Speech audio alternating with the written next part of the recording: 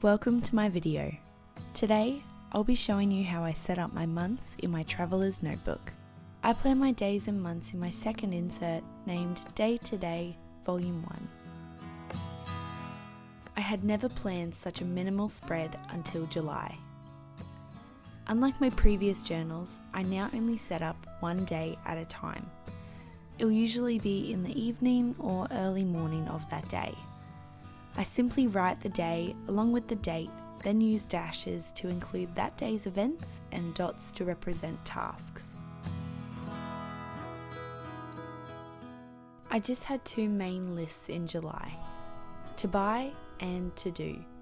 I love the simplicity so much I repeated the design again for August. Here I am matching the design using my trusty stamps.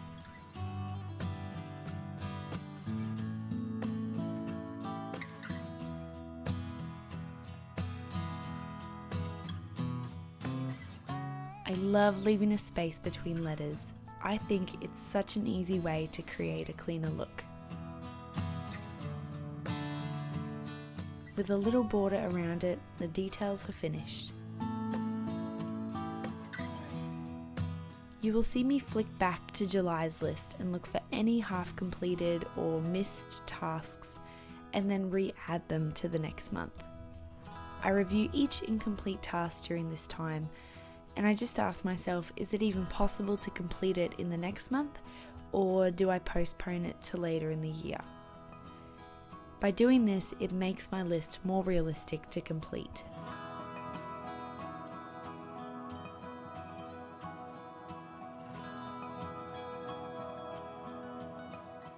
My monthly overviews are found in my first insert along with my collections.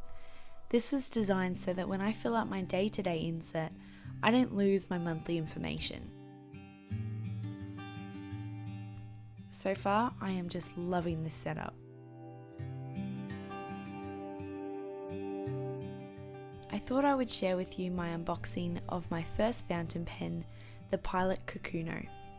I did a lot of research before diving in, and I wanted to aim for a beginner-friendly pen.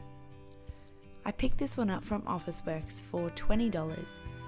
It was incredibly light due to the plastic design, and it came with some easy to follow instructions. It also came with one ink cartridge, which took me a while to figure out how to actually get it in.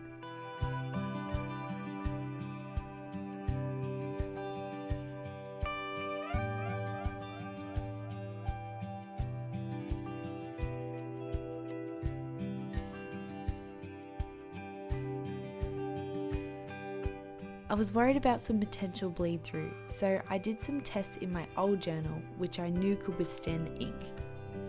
Later on, I did find out that my traveler's notebook can handle it. I did have trouble getting the ink to come out, but after some hardcore squeezing, it finally flowed.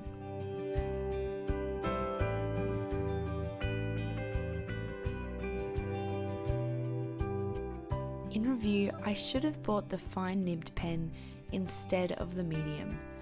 Unfortunately, Officeworks only stock medium nibs in their entire fountain pen range, and I was just impatient. So next time, online will be the way to go.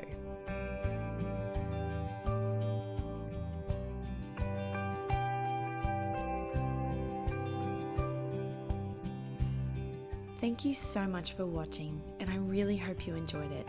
Have a blessed week.